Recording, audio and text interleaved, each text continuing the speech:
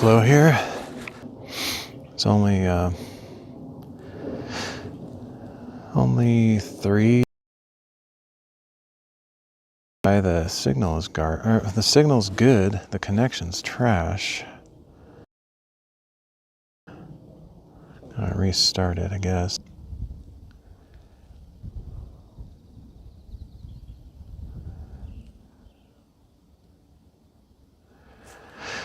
Hey, Flo here again. I don't know if this is going to work. The signal here is incredibly strong, but the connection with the streaming app is not for some reason. It's always irritating when that's the case because there's no explanation. It's like one of the strongest signals I've ever had, but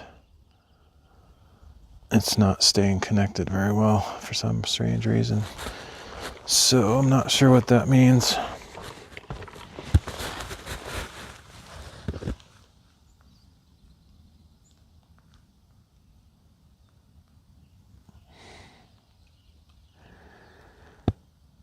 What it possibly means is that I might not be able to live stream it and I might have to upload this as an offline thing if it's not going to stay connected.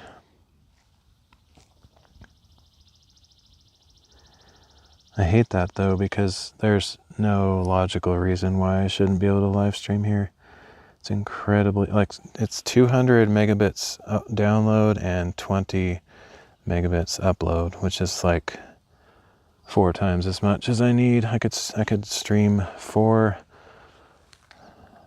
extremely good, high resolution, good bitrate streams simultaneously with the connection I have here. I don't know why it doesn't stay connected sometimes. It's very illogical.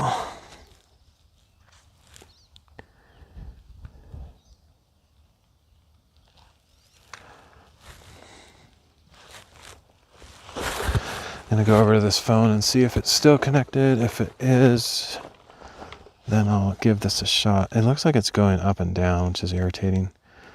It's like spiking up and down. Might be relatively stable, but I don't know.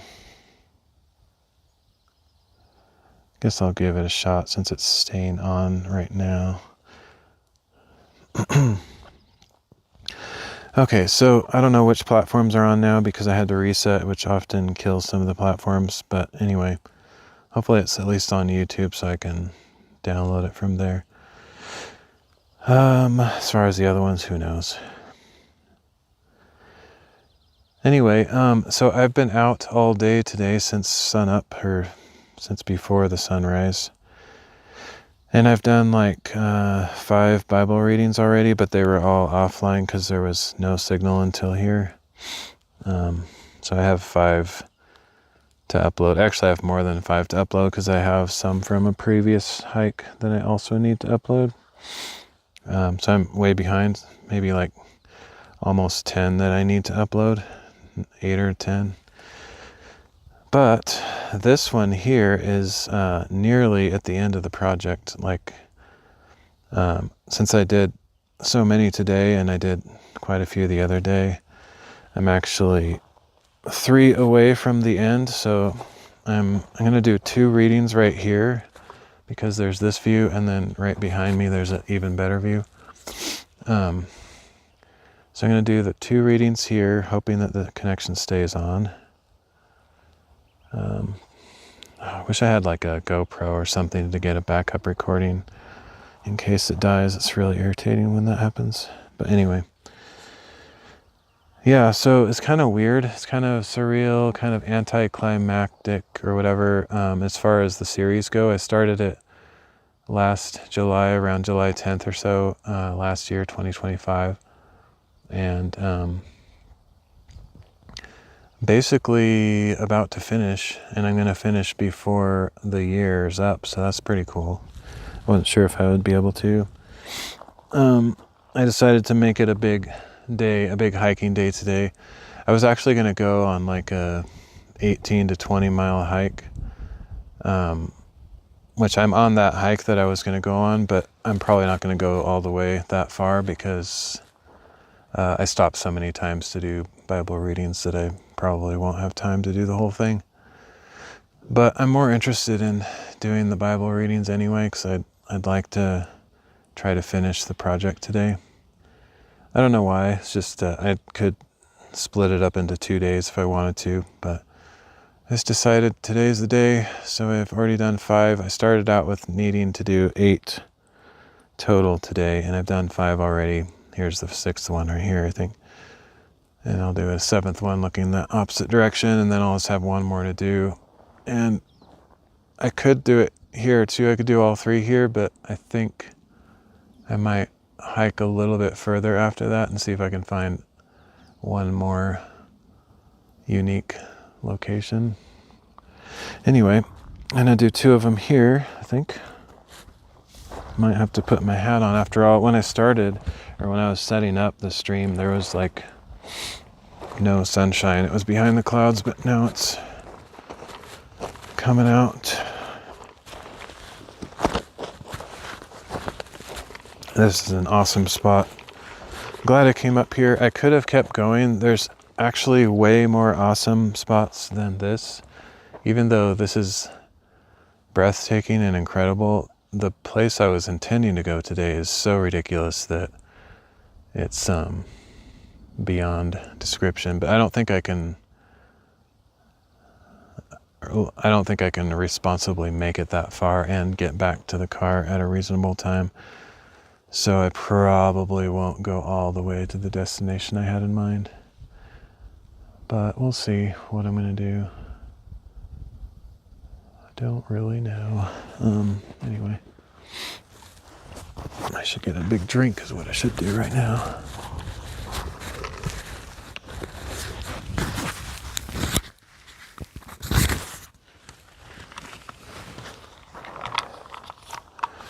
It's just weird that the project is over. I kind of wanted it to have some kind of,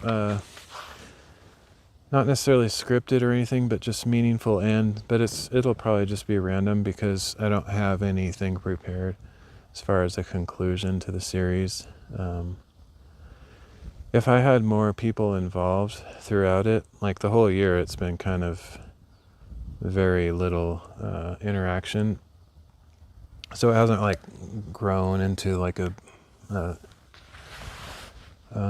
well-viewed kind of series or anything. But if it had, then I'd probably have a lot more to say at the end, because there'd probably be people that joined me along the way that I would maybe talk with and see what kind of impressions or impact it might have had on them, and I could talk about my own journey with it and stuff. But since there wasn't really, it kind of felt like a solo project.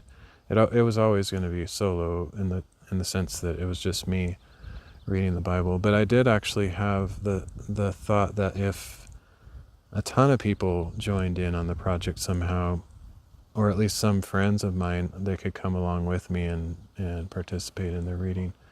That didn't happen. I didn't really fight to make that happen, or fight isn't the right word, but I didn't really tell a bunch of people about it and try to get other people involved.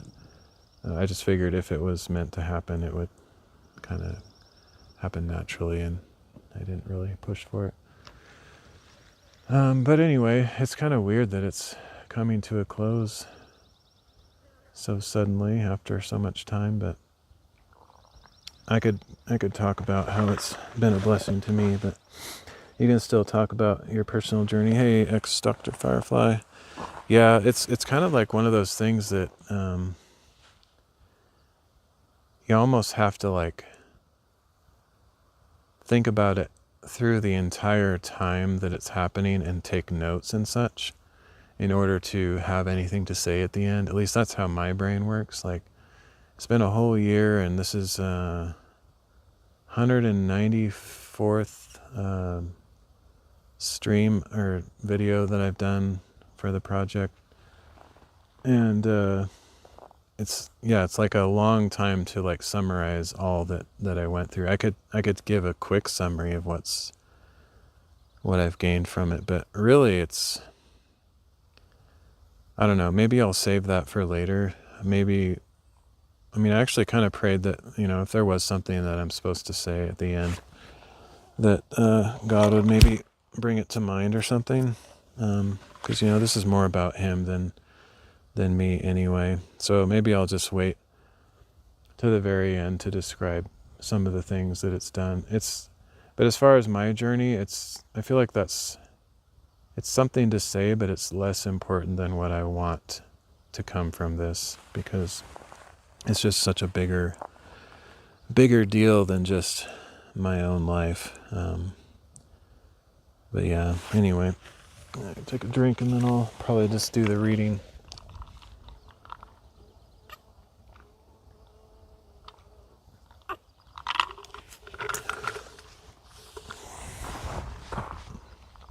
Actually, another thing I could do is, and this is just thinking out loud, I could do the 2 readings that I'm intending to do here, head back down to the trailhead and go somewhere else, like for a one-time special final reading. I don't really have a place in mind for that though. Although, I did pass like probably a good 10 potential reading spots on the way up here. They're not necessarily more epic than this, but I don't know. That's a thought. I might choose one of those on the way back. Because there was like a small waterfall along a creek that was pretty cool. I don't know. I need to figure that out soon. But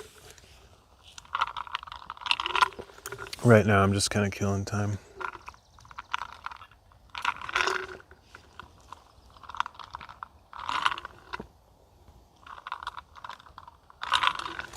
Let me check to make sure the signal is stable because it was dying earlier. Whatever would be greer.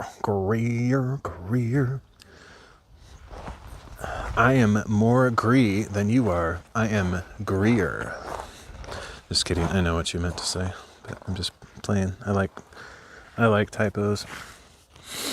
It's looking nice on Kit. Cool. Yeah, when I started the stream, it actually died pretty much instantly. Even though there's a ridiculously good signal here. 200 megabits down, 20 up. Super good. Among the best IRL signals you will ever find in the entire United States, I suspect. At least for out on the top of a random mountain. Maybe in a city you can get better than that, but honestly, most cities you can't even get that kind of connection. Very clean on Ballora, nice. Appreciate checking up on it. Yeah, I decided to cut off some of my platforms recently, because they were just kind of dead platforms anyway, so I'm not streaming on Nemo and, what else? Oh, I can't even remember. Some of the ones that just nobody ever chatted on and stuff, I just cut off some of them. So I think I'm only on like 9 or something, 8 or 9, something like that. Of course, most streamers think 8 or 9, only 8 or 9. That's massive. But like when my personal best is 19, then 8 or 9 feels like pretty slim. Oh, I didn't see that fall off.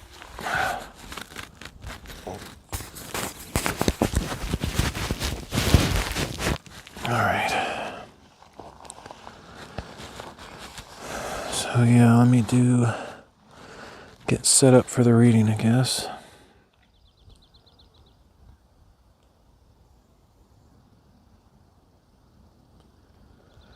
Oh, I should also mark off the ones that I've done today, so I don't accidentally read them again. Not that I would do that, but it'd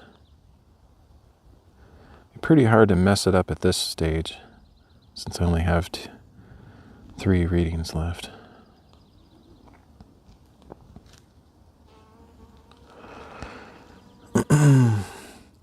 Yeah, I understand that. I've reduced to, yeah. I'm surprised to hear you say that. Of course, I guess we're kind of the same, but I always thought of you as one of the ones that would be holding out to the end to like pretty much stream everywhere that you can. For me, I was doing that too, but then I just like, why am I even bothering? Because it is quite a bit more effort to, the more platforms you add, the more chats you have to watch and just try to set it properly. And it's just like, if they're not even active anyway, it just feels like a waste of time. All right, let's see. Got these done.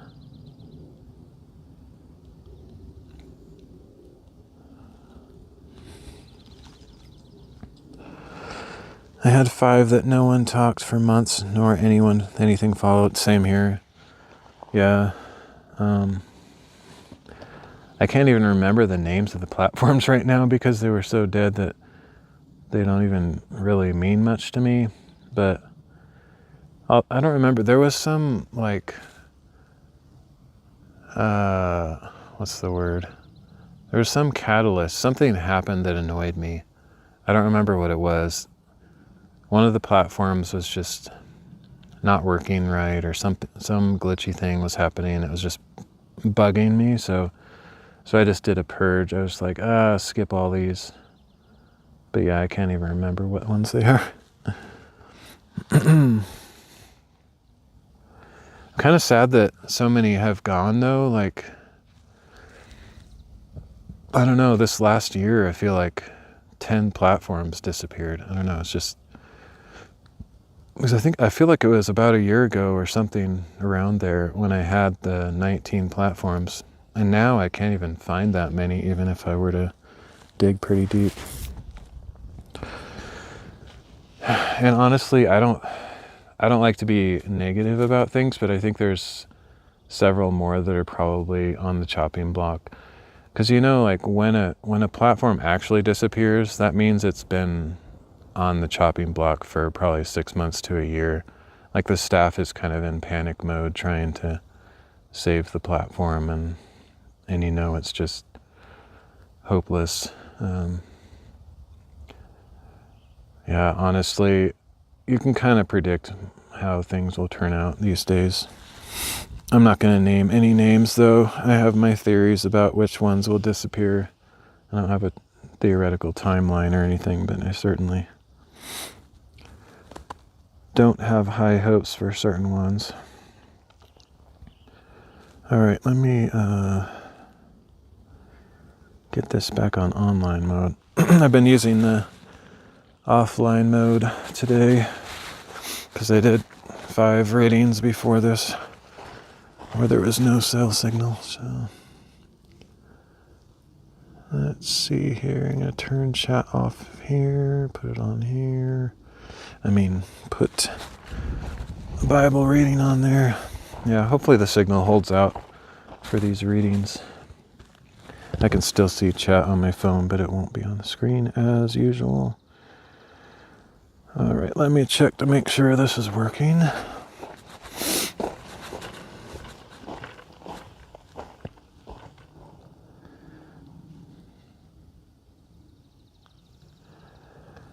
Nice. I haven't done this in a while.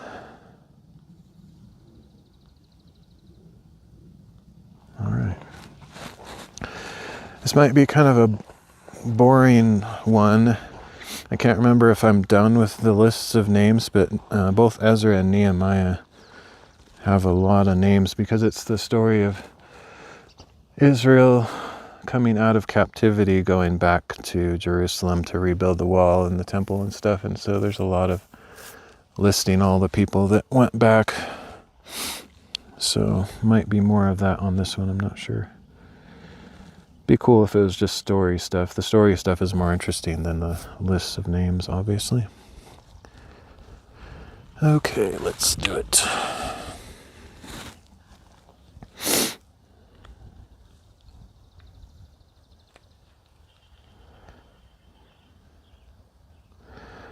All right, so we're going to read Nehemiah. I hate that. We're going to read Nehemiah 10 through 11 and Revelation 20. That's so crazy. This phone is showing 5G with 5 bars. That is nuts. I believe it too, because I've never seen a better signal than this. 200 down, 20 up. I think that's about as good. It's almost like the cell carriers keep it around there, because I've had pretty much that same awesome cell signal before, several times, but it rarely goes higher than that. It might be like 225 and 22 up or something, but it's almost like they allocate no more than that per connection or something like that. Hey Kutrang over on Twitch. So yeah, almost done with this project. We got 3 more readings to do, and I'm going to do 2 of them here, and then I have to figure out where to do the last one. I have some ideas, but that'll be a surprise, I guess. But let's just do these ones. Enough jibber jabber. The only reason I'm jibber jabbering is I just want to give some time in case somebody else shows up, kind of a thing. Doesn't happen that, I don't get that much activity on these, but since it's the last ones, it's kind of the last chance for anybody to drop by the Bible readings. Also, I haven't decided if I'm going to even continue streaming after this project, because I don't know. I don't know if I have anything left to do, because I don't really find much fulfillment in the standard streaming content much anymore, like as far as gaming and bookbinding and playing piano and whatever. I feel like my life is changing. It's turning a corner to the point where I need to focus on other things. But there is going to be, there are going to be times when I do some of those activities, like I'm sure I'll eventually get back into bookbinding someday. I don't know when. Right now it's not really on my radar, but I imagine it will happen. But yeah, I don't know. Maybe I'll probably take a break from streaming though after this. So this might be my last day for a while. The only thing that I was sort of thinking of is I have so much editing to do on all these videos, because I have to break them down into chapters and stuff. And I could do that. I could stream some of the editing process. It's pretty boring, but it's more like, it's not really content to present. It's more just an opportunity or giving old friends an opportunity to drop by and say hi, kind of a thing. And I guess if I'm sitting at the computer working on it, I could stream it. So that's one thing that I may do. And that would just be a continuation of the stuff that I feel like has a purpose. Because, yeah, like I was mentioning, the other stuff just feels kind of empty to me. Like I've already proven over these over 7 years that I don't have what it takes to become like a standard streamer that people are going to watch and stuff and grow a channel in the traditional sense. So that's just been exhausted already. So I don't really find it that fulfilling to sit there and play video games on a live stream. That feels like a complete waste of time.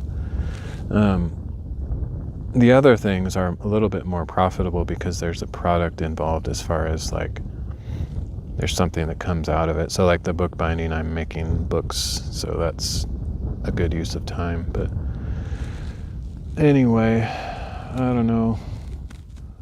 Haven't decided. I'll probably take a break, and then maybe even like a week later, I'll come back and do some editing streams. I have no idea. One of the reasons it's compelling for me to do that is that's kind of how I do my meditation and spiritual contemplation and study and stuff, is to do the editing. So that would be one reason to do it. But anyway, let's do this reading anyway. I'm gonna put it on screen one more time so that when I do the edit, it won't be such a long gap between. So yeah, we're going to read Nehemiah 10 through 11 and Revelation 20.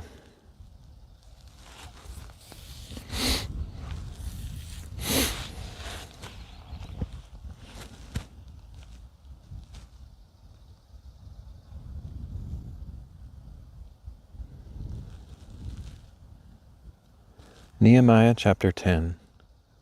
I think it's a bunch of names again. Yay. Maybe not. I'm losing my voice though. Need to get a drink, I guess. Let's start over.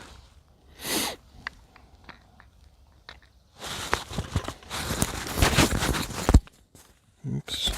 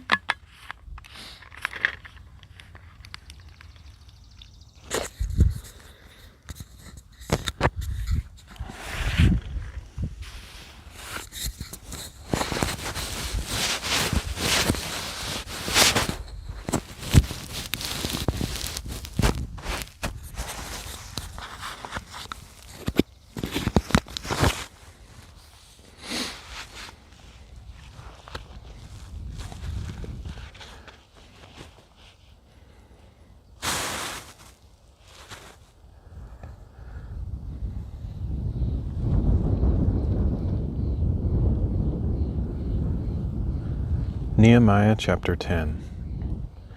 Now these were the ones who sealed the document: Nehemiah the governor, son of Hakaliah, and also Zedekiah, Sariah, Azariah, Jeremiah, Pashur, Amariah, Malchijah, Hattush, Shebaniah, Maluk, Harim, Meremoth, Obadiah, Daniel, Ginnethon, Baruch, Meshullam, Abijah, Mijamin, Maziah, Bilgai, and Shemaiah. These were the priests.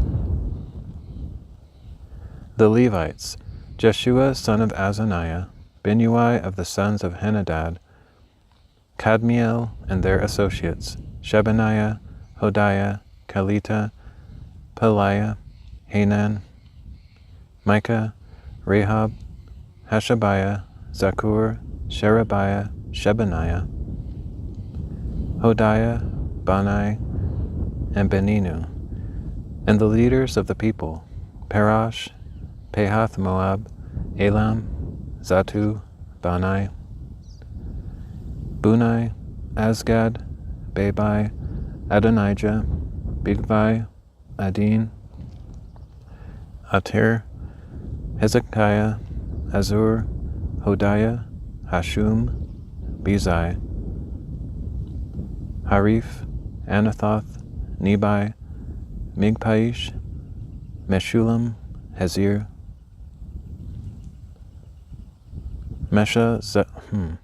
Meshazabel, Zadok, Jaddua, Pelatiah, Hanan, Ananiah, Hoshea, Hananiah, Hashub, Halohesh, Pilha, Shobek, Rehum, Hashabnah, Masiah, Ahijah, Hanan, Anan, Maluk, Harim, and Bana. The rest of the people, the priests, Levites, gatekeepers, singers, temple servants, and all who had separated themselves from the people of the land to obey the law of God, along with their wives and all their sons and daughters, who are able to understand, hereby join with their noble brothers and commit themselves with a sworn oath to follow the law of God given through his servant Moses, and to carefully obey all the commandments, ordinances, and statutes of the Lord our God. We will not give our daughters in marriage to the people of the land, and we will not take their daughters for our sons. When the people of the land bring merchandise or any kind of grain to sell on the Sabbath day, we will not buy from them on a Sabbath or a holy day. We will not buy from them on a Sabbath or holy day. Every 7th year we will let the fields lie fallow, and will cancel every debt. We also place ourselves under the obligation to contribute 1/3 of a shekel yearly for the service of the house of our God. For the showbread, for the regular grain offerings and burnt offerings, for the Sabbath offerings, for the new moons and appointed feasts, for the holy offerings, for the sin offerings to make atonement for Israel, and for all the duties of the house of our God. We have cast lots among the priests, Levites, and people for the donation of wood by our families at the appointed times each year. They are to bring it to the house of our God to burn on the altar of the Lord our God, as it is written in the law. We will also bring the first fruits of our land and of every fruit tree to the house of the Lord year by year. And we will bring the firstborn of our sons and our livestock, as it is written in the law, and we will bring the firstborn of our herds and flocks to the house of our God, to the priests who minister in the house of our God.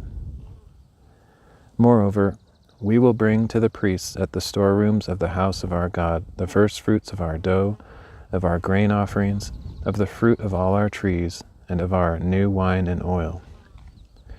1/10 of our produce belongs to the Levites, so that they shall receive tithes in all the towns where we labor. A priest of Aaron's line is to accompany the Levites when they collect the 10th, and the Levites are to bring 1/10 of these tithes to the storerooms of the treasury in the house of our God. For the Israelites and the Levites are to bring the contributions of grain, new wine, and oil to the storerooms, where the articles of the sanctuary are kept, and where the ministering priests, the gatekeepers, and the singers stay. Thus we will not neglect the house of our God.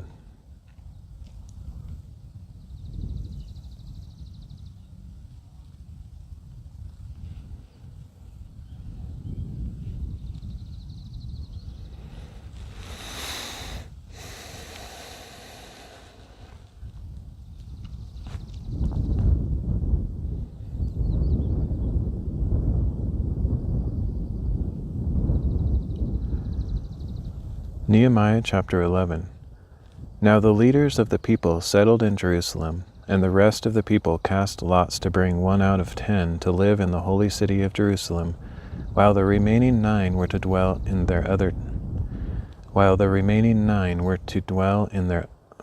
I keep thinking it says other, but it doesn't. While the remaining 9 were to dwell in their own towns, and the people blessed all the men who volunteered to live in Jerusalem. These are the heads of the provinces who settled in Jerusalem. In the villages of Judah, however, each lived on his own property in their towns, the Israelites, priests, Levites, temple servants, and descendants of Solomon's servants, while some of the descendants of Judah and Benjamin settled in Jerusalem. From the descendants of Judah, Athaiah son of Uzziah, the son of Zechariah, the son of Amariah, the son of Shephatiah, the son of Mahalalel, a descendant of Perez, and Maaseiah son of Baruch, the son of Kol-Hoseh, the son of Hazaiah, the son of Hazaiah, Hazaiah, the son of Hazaiah, the son of Adiah, the son of Joiarib, the son of Zechariah, a descendant of Shelah. The descendants of Perez who settled in Jerusalem totaled 468 men of valor. From the descendants of Benjamin, Salu son of Meshullam, the son of Joed, the son of Pedaiah, the son of Koliah, the son of Maaseiah, the son of Ithiel, the son of Jeshiah, and his followers Gabai and Salai, 928 men. Joel son of Zichri was the officer over them, and Judah son of Hasanua was over the second district of the city. From the priests, Jedaiah son of Joiarib,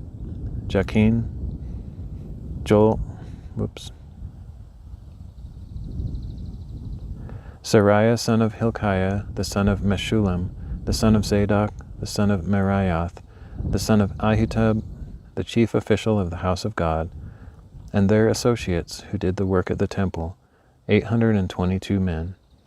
Adiah son of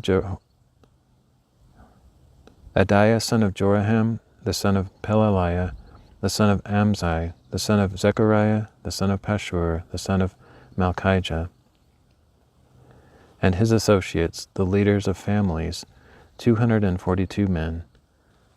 Amashai, son of Azarel, the son of Azai, the son of Meshillemoth, the son of Emer, and his associates, 128 mighty men of valor. Zabdiel, son of Haggedolim, was their overseer. Zabdiel, son of Haggedolim, was their overseer. From the Levites, Shemaiah, son of Hashub, the son of Azrikam, the son of Hashabiah, the son of Bunai, Shabbathai and Jozabad, 2 leaders of the Levites, who supervised the work outside the house of God. Mattaniah, son of Micah, the son of Zabdi, the son of Asaph, who led in thanksgiving and prayer. Bakbukiah, second among his associates, and Abda, son of Shammua, the son of Galel, the son of Jeduthun. The Levites in the holy city totaled 284. And the gatekeepers, Akub, Talmon, and their associates, who kept watch at the gates, 172 men. The rest of the Israelites with the priests and Levites were in all the villages of Judah, each on his own inheritance. The temple servants lived on the hill of Ophel, with Ziha and Gishpa over them.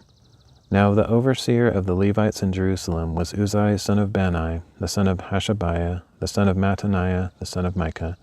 He was one of Asaph's descendants, who were the singers in charge of the service of the house of God.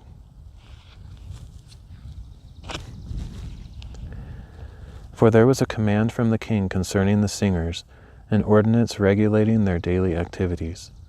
Pethahiah, son of Meshazabel, a descendant of Zerah, son of Judah, was the king's agent in every matter concerning the people. As for the villages with their fields, some of the people of Judah lived in Kiriath Arba, Dibon, Jekabzeel and their villages, in Jeshua, Molada, and Beth Pelet. In Hazar Shual, in Beersheba and its villages, in Ziklag, in Mekona and its villages, in En-Rimmon, Zorah, Jarmuth, Zanoah, Adullam and their villages, in Lachish and its fields, and in Azekah and its villages. So they settled from Beersheba all the way to the valley of Hinnom. The descendants of Benjamin from Geba lived in Michmash, Aijah, and Bethel with its villages, in Anathoth, Nob, Ananiah, Hazor, Ramah, Gittaim, Hadid, Zeboim, Nebalet, Lod, and Ono, and in the valley of the craftsmen. And some divisions of the Levites of Judah settled in Benjamin.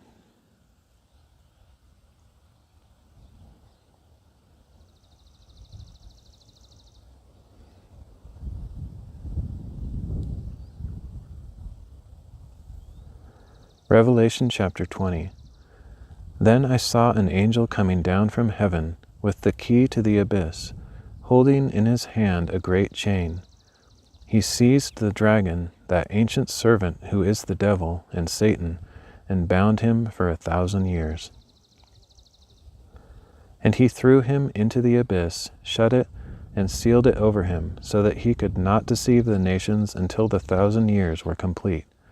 After that he must be released for a brief period of time. Then I saw the thrones, and those seated on them had been given authority to judge. And I saw the souls of those who had been beheaded for their testimony of Jesus and for the word of God, and those who had not worshipped the beast or its image, and had not received its mark on their foreheads or hands.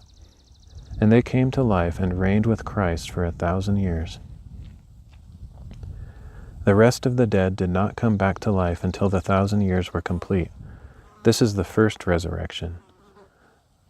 Blessed and holy are those who share in the first resurrection. The second death has no power over them, but they will be priests of God and of Christ, and will reign with him for 1,000 years. When the 1,000 years are complete, Satan will be released from his prison and will go out to deceive the nations in the four corners of the earth, Gog and Magog, to assemble them for battle. Their number is like the sand of the seashore. And they marched across the broad expanse of the earth and surrounded the camp of the saints in the beloved city. But fire came down from heaven and consumed them. And the devil who had deceived them was thrown into the lake of fire and sulfur, into which the beast and the false prophet had already been thrown. There they will be tormented day and night forever and ever. Then I saw a great white throne and the one seated on it. Earth and heaven fled from his presence, and no place was found for them. And I saw the dead, great and small, standing before the throne. And there were open books, and one of them was the book of life. And the dead were judged according to their deeds, as recorded in the books. The sea gave up its dead, and death and Hades gave up their dead, and each one was judged according to his deeds. Then death and Hades were thrown into the lake of fire. This is the second death, the lake of fire. And if anyone was found whose name was not written in the book of life, he was thrown into the lake of fire.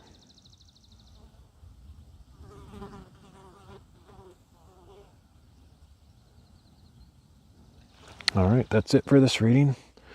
I'm going to keep the stream going. I'm just going to move the camera over here and flip it around to the much better view, at least in my opinion. I guess I'll mark this one complete.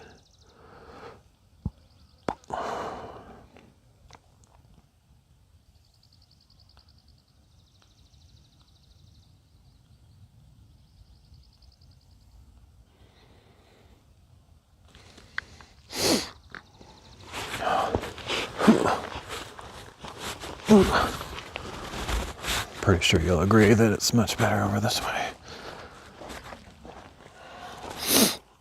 I don't know. I guess it's a little bit subjective, but...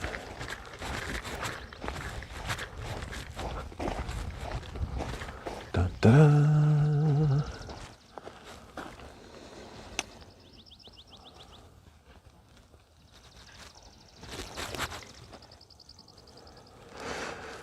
Subjective in the sense that you're wrong if you think this is not as good as the other side. It's quite subjective in that sense. Okay, let's see. There we go. Let me see which angle looks better, or which camera. I think that one is probably better, just because it's a better quality.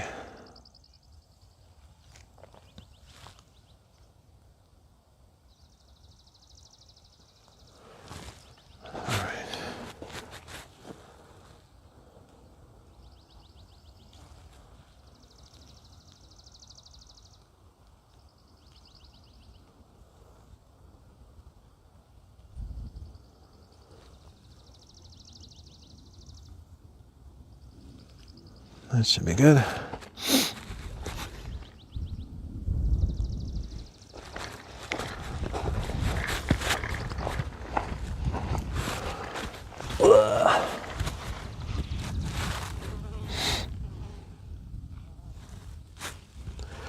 This is how I like to sit, with one leg under the other. It's like, feels nice, but then after like 5 minutes in that position, my entire leg goes to sleep. So I have to ignore my desire to sit that way for sake of future comforts. And you could pull out a bunch of spiritual platitudes with that. You shouldn't live for today, you should live for eternal things, because if you just live for your flesh and what pleases you currently today, then ultimately you might get cast into the lake of fire. So it's more important to kiss the Son lest he be angry, as it says. And what does that mean? Jesus Christ is the Son of God. He is the only way to heaven. It is through his sacrifice for our sins and our belief in him, our faith in him, that saves us. There is no other path to heaven. If you want to live forever with him have eternal life, be saved, so to speak, is only through Jesus Christ. There is no other way. All right, so let's see. This next reading. And that's how you get your name written in the book of life, by the way. And your name was written already. If at some point during your life you choose to believe and follow Christ and he transforms you, what that means is your name was already written in the book from eternity past, because he already knew who was going to make that decision. That's why it talks about that in Revelation 20, that they were already written beforehand. Because God sees the end from the beginning. There's nothing that surprises him.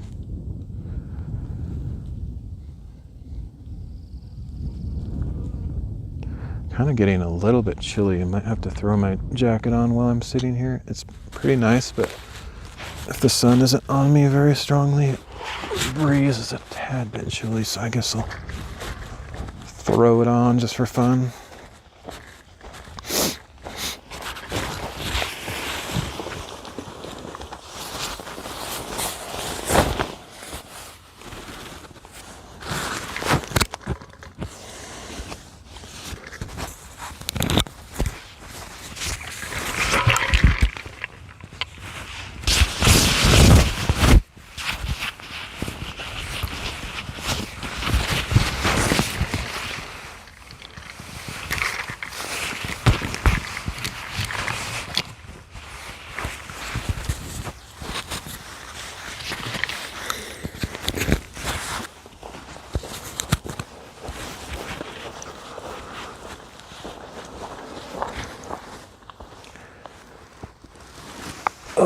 But yeah, I'm right there with you. This last week I had not an epiphany. I've had this a million times, so it's nothing new. But every day you're faced with thousands of choices, certainly hundreds, but most of them you're not really conscious of. You just do it without really thinking about it. And that goes from small things to big things. Some things are just like mechanical, like, okay, how am I going to sit on this rock? Where am I going to put my phone? Stuff like that, which all of that actually matters because it adds up to certain consequences. Like, if I'm not careful where I put my phone, I might sit on it, or I might slide off this rock and get damaged, or whatever. But then there's more like actual spiritual and personal kind of decisions, like some that involve like good and bad, or sin versus righteousness, how you spend your time, what you look at, what you worship in a sense, what's most important to you. Because we all worship something, even if we're not religious. Like whatever you spend the majority of your time focusing on, whether that's money or possessions or even your relationship that you have, which isn't necessarily a bad thing. But if your relationship is the top number one thing in your life, then that's actually what you worship in a sense. So yeah, we all have these decisions that we're constantly making, and I was just kind of realizing, I think it was yesterday, or it might have been a couple days ago, there's just something that I've been struggling with, that I've been trying to figure out what to do, and it's just one of those dumb things, and I just decided, at least for that day, because it's a constant battle, the things that you have to struggle with in your mind, and your motives and your will and emotions and all that stuff. You can't always just like flip a switch and do the right thing from then on, It's kind of like a constant daily battle, or a constant daily decision you have to make. Just because you make the right decision one day doesn't mean you'll make the same decision the next day, and vice versa. Just because you make a mistake someday doesn't mean that you're bound to that mistake for the rest of your life. Each day is new, and you can make better choices each day and hopefully grow in maturity over time. But sometimes you have like this is kind of a Christian or religious term, you backslide, which means you're kind of going forward at a steady rate, you're improving and maturing and stuff, and then you just like make a grandiose, stupid mistake that kind of sets you back, so you slide back. It's kind of like you're climbing a mountain, and then you suddenly start sliding backwards, so you lose half of your progress. It's kind of I think that's probably where that term comes from. At least that's what I associate it with, since I climb a lot of mountains, and I've experienced that very thing. So yeah, there's just times in my life where I feel like I'm going in circles, doing the same thing over and over, or I'm just not really progressing in any way. And yesterday I was just thinking like, I'm kind of stuck in a rut in this particular situation, and so I was just trying to make a better decision. And I did make a good decision yesterday, and that helped me along a path, a trajectory that kind of improved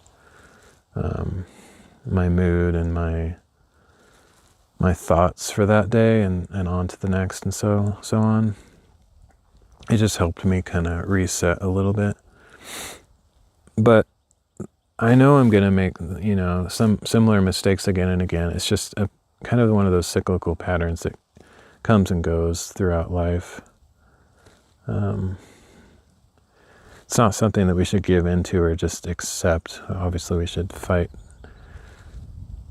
every day to do what's right and stuff, but it's easier said than done. Anyway, I don't remember why I said that. I was going somewhere with that, but don't know. Doesn't really matter. It's kind of in of itself, just kind of a general principle that all of us need to work on.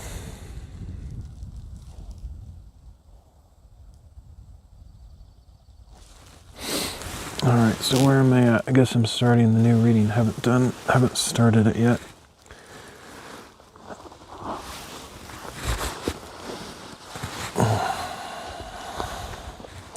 I've been doing fairly good on some of the longer term commitments too. Like I've been, I think some of you who've been on my channel for a while know that I had this weird, crazy health thing a while back where I just thought I was going to die. I had this terrible pain in my stomach and didn't understand what it was. I thought maybe my appendix was bursting or something like that. It was really painful.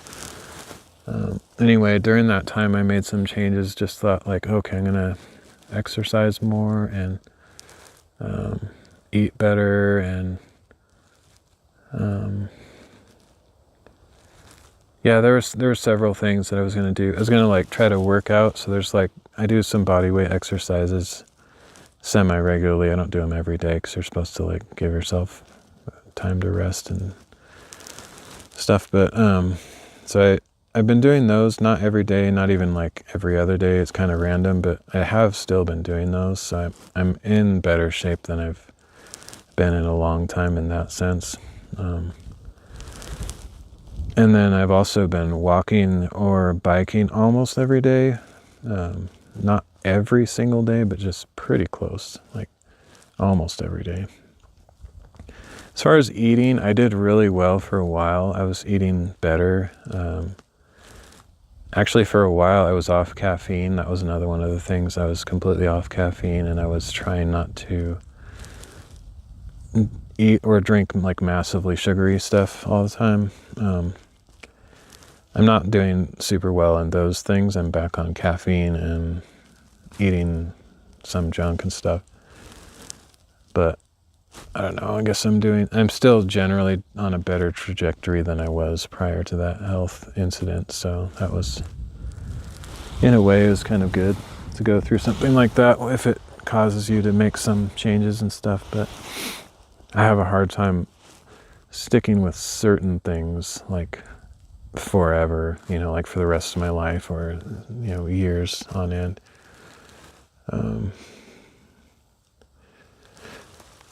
But yeah, it kind of comes and goes. I feel like I'm doing relatively well in those areas, but the eating thing is not necessarily the greatest. I don't really like to cook, so it makes it harder to eat right. But I don't know, overall it's not bad, because I eat some of my meals that I eat are super healthy, like can't even really get more healthy, like salads and veggies and hummus and, you know, things like that. There's basically almost nothing bad about it. But other times I'll just eat whatever junk. But I am cooking a lot more, or not necessarily more. I don't eat out that much anyway, because I don't have money right now, so been doing okay. And actually, one thing that's been nice is I've been eating at Subway more often than like some place like McDonald's or whatever, because it's a little bit more expensive, but it feels like it's not quite as terrible for me. But yeah, anyway, that's another random thing that kind of relates to the everyday making choices kind of thing, and like growing and maturity, and, you know, hopefully being in a better spot tomorrow than you are today. And like even going back this last year, for example, since I've been doing this Bible reading thing for a year now, I think I'm in a better spot today overall than I was a year ago. Like I can say that actually I definitely am. That's guaranteed, totally for sure. But I still have a long way to go. Like there's still a lot of stuff that still needs a lot of work and whatever. But anyway, I could talk about that kind of stuff for quite a long time, but I think that's good enough for now. Oh, I didn't check to see what side this is on. It maybe should be switched. I don't want to have it over the top of my face, for example. It would be nice if it wasn't covering the mountains too, but it's fine. That's the way it's got to be. It's all right. Okay. Oh, I think I actually said what those things are on the screen. So I'm going to read Nehemiah 12 to 13, Psalm 126, Revelation 21. Getting really close to the end. Just one more reading after this.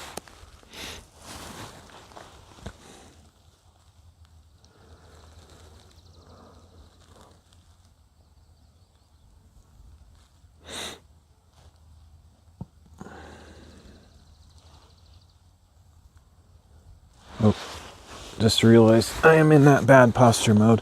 It's better if I have crossover, but it's not putting pressure on certain points that cause my leg to go to sleep. I think this is a little bit better. It'll still hurt though, so let's try. I think this is okay.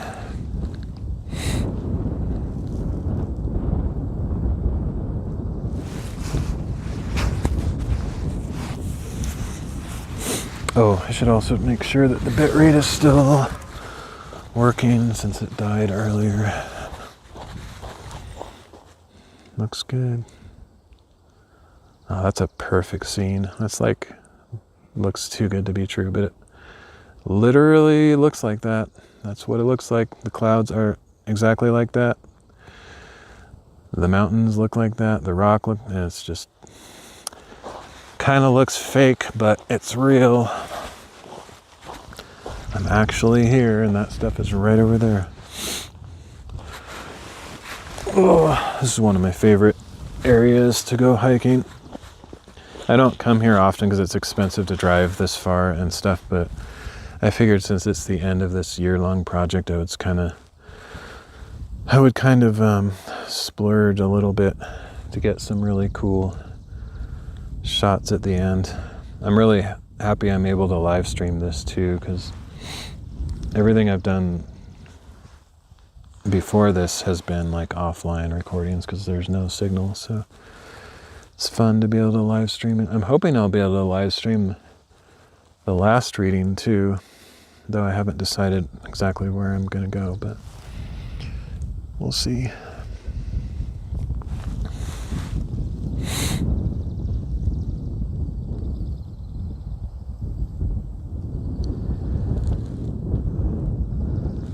Nehemiah chapter 12.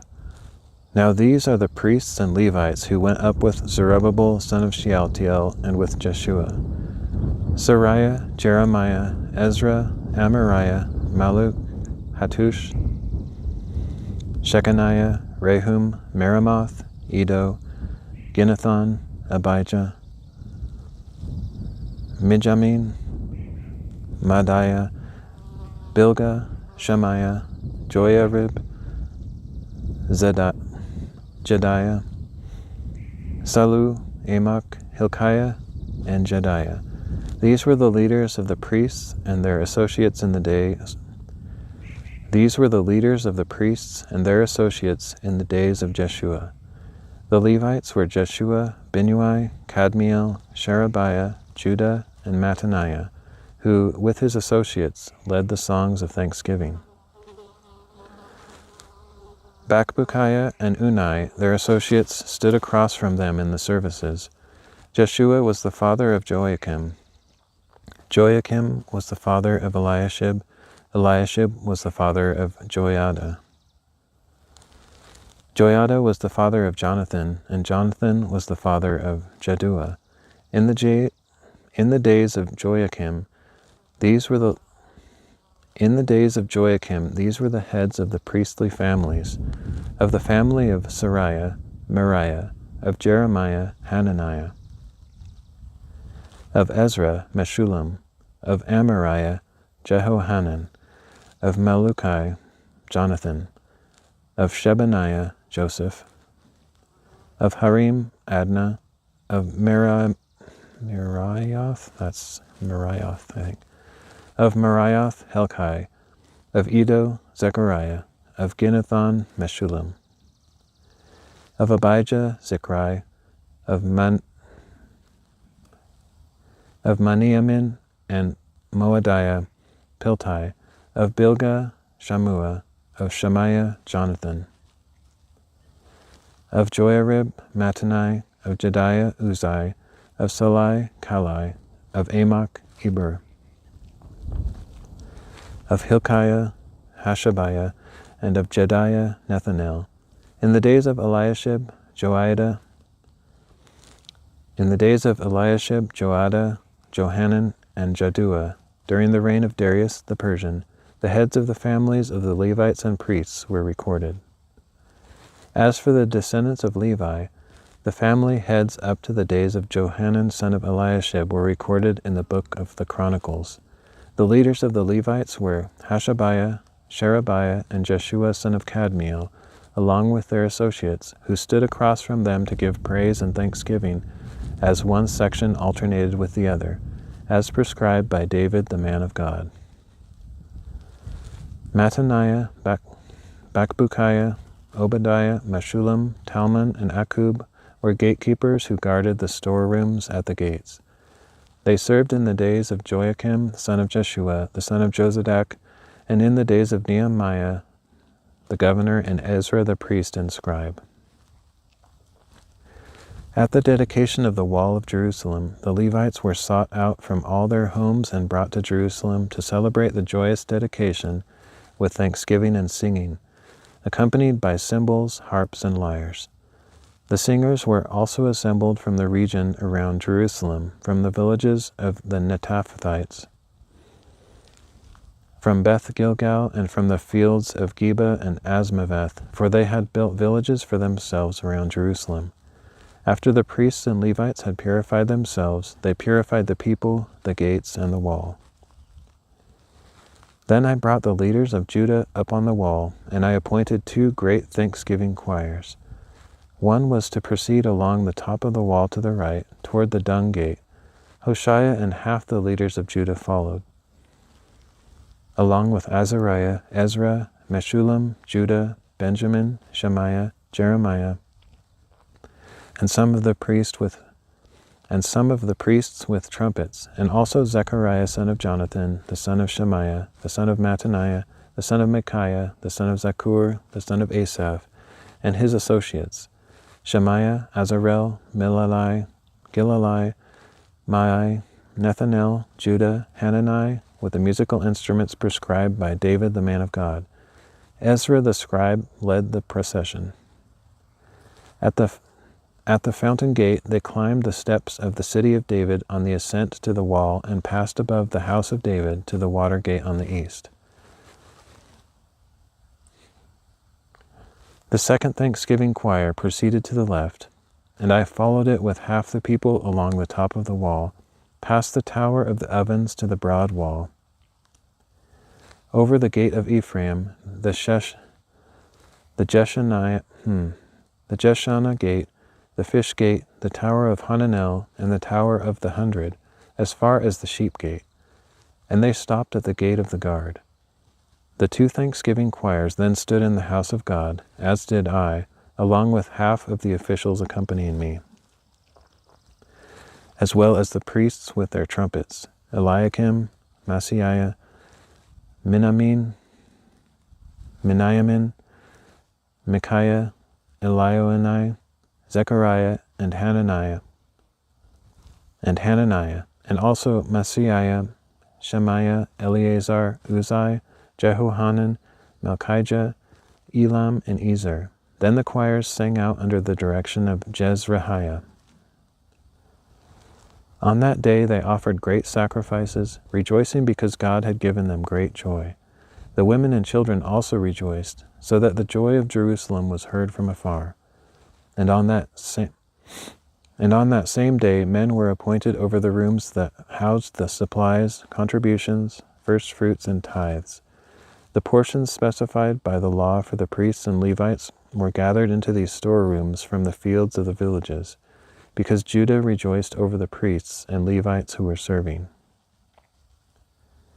They performed the service of their God and the service of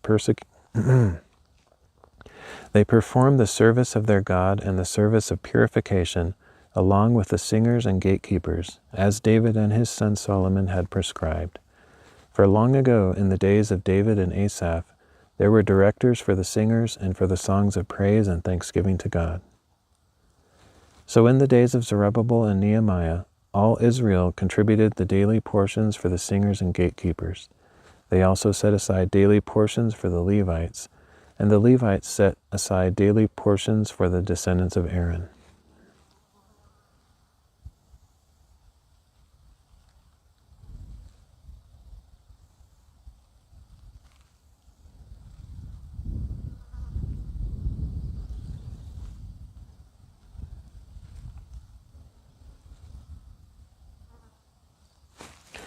It's funny because I'd have to review the footage. Get it? The footage. That's a perfect word there. I think right after I said procession, that whatever that animal was ran by. I didn't even see it because I was focused on the phone. It was probably a squirrel, but the way it moved, it sounded like a giant lizard or something, but I didn't really catch it. I just saw it in the corner of my eye. Anyway, it was just funny because I was talking about the procession and then just like, it was funny.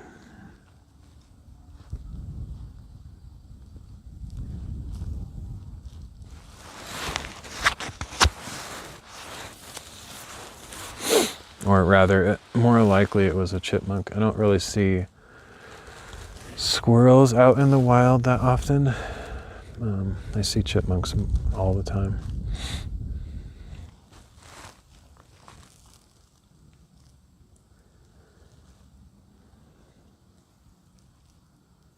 Oh, I need to check this watch while I'm thinking about it. Because if I don't stop and restart the recording, it doesn't keep going. It's really annoying. It's like has probably a max number of points that it can save. That's probably what it is. I don't know.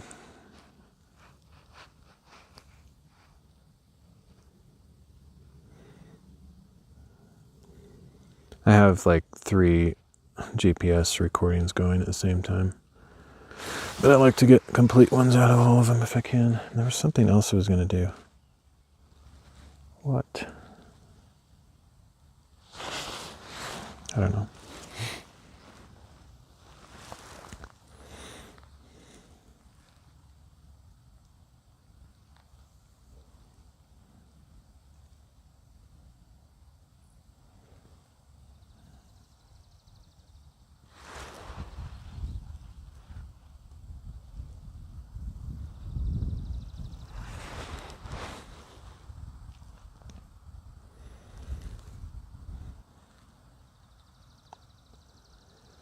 Nehemiah chapter 13. At that time the book of Moses was read aloud in the hearing of the people, and in it they found the passage stating that no Ammonite or Moabite should ever enter the assembly of God, because they had not met the Israelites with food and water, but had hired Balaam to call down a curse against them, although our God had turned the curse into a blessing. As soon as the people heard this law, they excluded from Israel all of foreign descent. Now before this, Eliashib the priest, a relative of Tobiah, had been put in charge of the storerooms of the house of our God, and had prepared for Tobiah a large room where they had previously stored the grain offerings, the frankincense, the temple articles, and the tithes of grain, new wine, and oil, prescribed for the Levites, singers, and gatekeepers, along with the contributions for the priests. While all this was happening, I was not in Jerusalem, because I had returned to Artaxerxes, king of Babylon, in the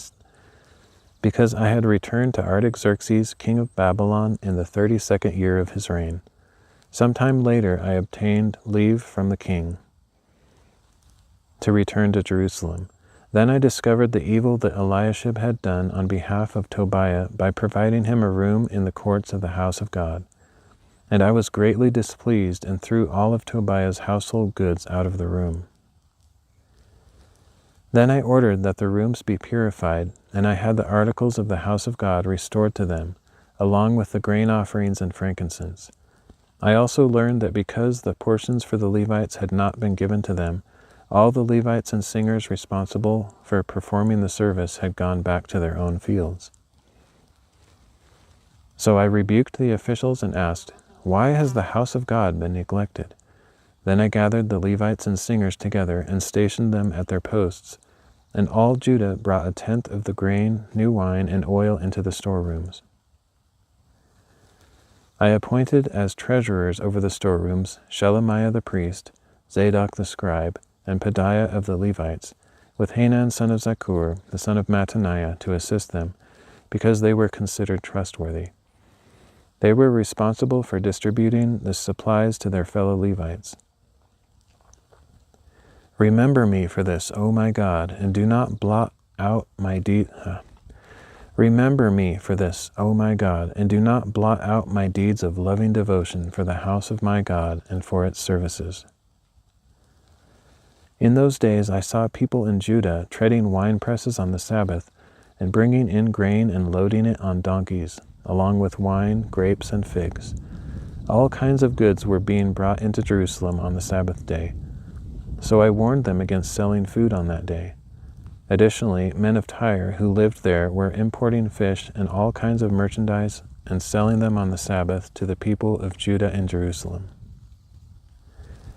Then I rebuked the nobles of Judah and asked, "What is this evil you are doing, profaning the Sabbath day? Did not your forefathers do the same things, so that our God brought all this disaster on us and on this city?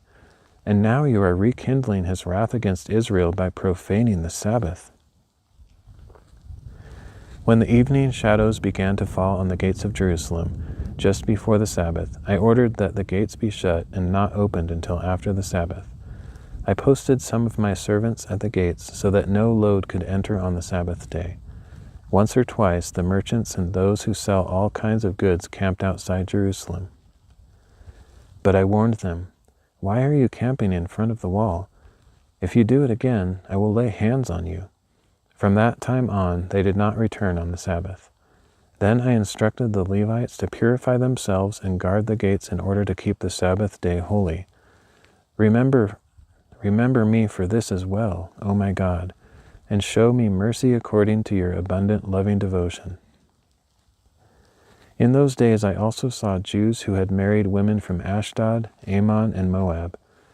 Half of their children spoke the language of Ashdod or of the other peoples, but could not speak the language of Judah.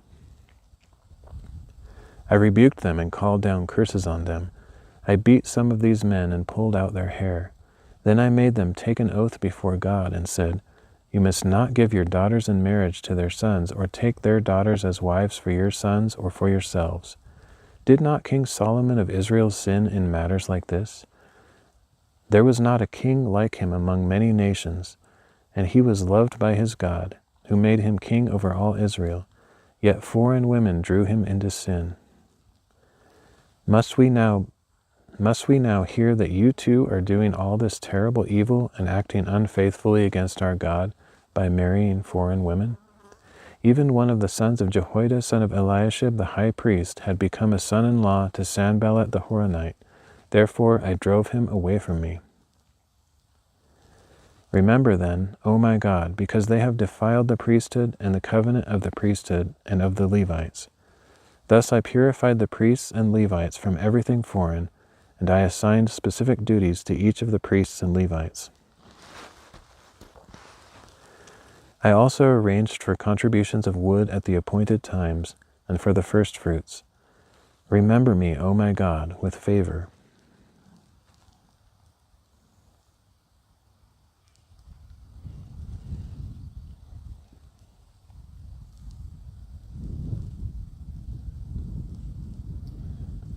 Psalm 126, a song of ascents. When the Lord restored the captives of Zion, we were like dreamers. Then our mouths were filled with laughter, our tongues with shouts of joy. Then it was said among the nations, the Lord has done great things for them. The Lord has done great things for us. We are filled with joy. Restore our captives, O Lord, like streams in the Negev.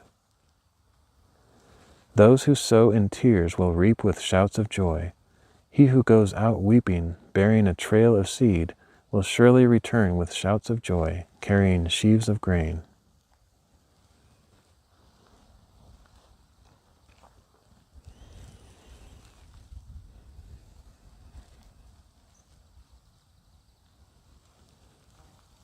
Revelation chapter 21. Then I saw a new heaven and a new earth.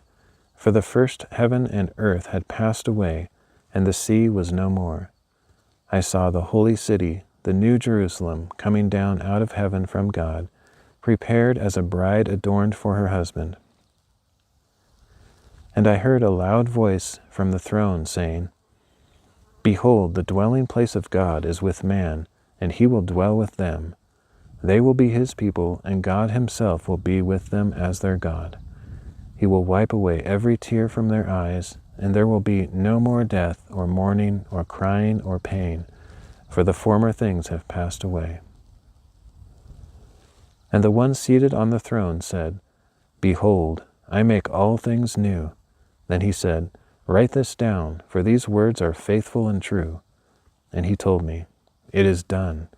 I am the Alpha and the Omega, the beginning and the end.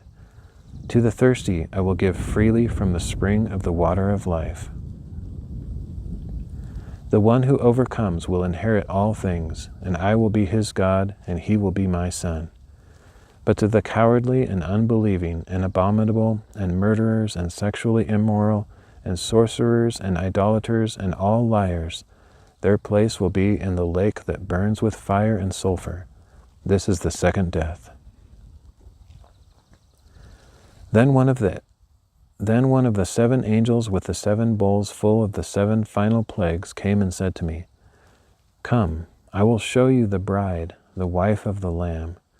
And he carried me away in the Spirit to a mountain great and high, and showed me the holy city of Jerusalem coming down out of heaven from God, shining with the glory of God. Its radiance was like a most precious jewel, like a jasper, as clear as crystal. The city had a great and high wall with 12 gates inscribed with the names of the 12 tribes of Israel, and 12 angels at the gates. There were 3 gates on the east, 3 on the north, 3 on the south, and 3 on the west. The wall of the city had 12 foundations, bearing the names of the 12 apostles of the Lamb. The angel who spoke with me had a golden measuring rod to measure the city and its gates and walls. The city lies 4 square, with its width the same as its length. And he measured the city with the rod, and all its dimensions were equal, 12,000 stadia in length and width and height. And he measured its wall to be 144 cubits, by the human measure the angel was using. The wall was made of jasper, and the city itself of pure gold, as pure as glass. The foundations of the city walls were adorned with every kind of precious stone. The first foundation was jasper, the second sapphire, the third chalcedony,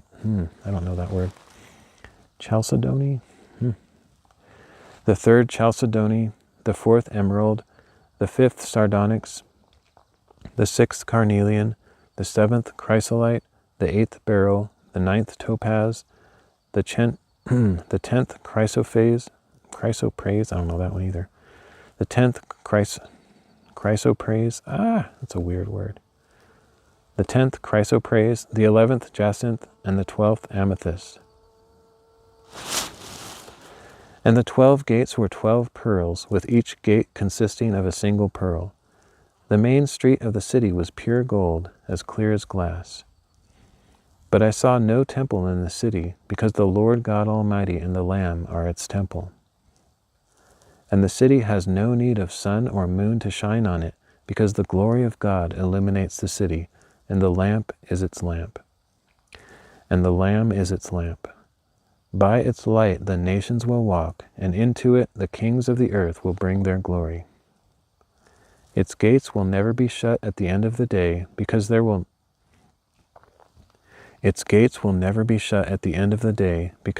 be no night there. And into the city will be brought the glory and honor of the nations. But nothing unclean will ever enter it, nor anyone who practices an abomination or a lie, but only those whose names are written in the Lamb's book of life.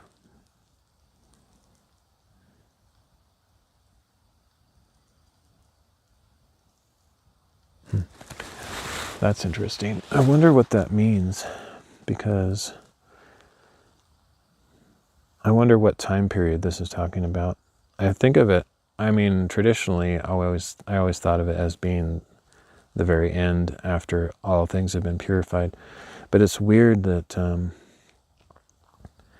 why would there still be nations? I wonder what nations are at that point. If they're the same nations that we have, or if they're, after the new earth is formed and everything, there would be different kinds of nations. It almost implies, you could read this either way, but nothing unclean will ever enter it, nor anyone who practices that and that and that, but only those who are written in the book of life. Does that mean that there's actually people that still exist who are not written in the book of life, and they are not good, but they live on earth and they bring their glory of the nations? I don't know. That's confusing. I haven't ever really paid attention to that particular verse in that way. It could be read the other way too, that there is no more evil and there's no bad people like that around anymore, so that's why they don't go into the temple and whatnot. But anyway, don't really know. Who knows? And who knows which time period it's talking about, because Revelation is quite confusing, especially with the 1,000-year reign thing. Because during the 1,000-year reign, there will be imperfect people. What I don't really know is if people die during that time. It says that Christ will come and reign for 1,000 years, and the people he brings with him will also reign for 1,000 years. So they're going to live for 1,000 years. They're not going to die. But that doesn't necessarily mean that everybody on earth is going to live for 1,000 years. It's not totally clear. Anyway, it's interesting. So yeah, we just have one more reading to do. I think I'm going to go somewhere else, but I don't know where. But I think I'll end this stream, and I don't know if I'll do a stream or a recording. It depends on if there's a cell signal wherever I go.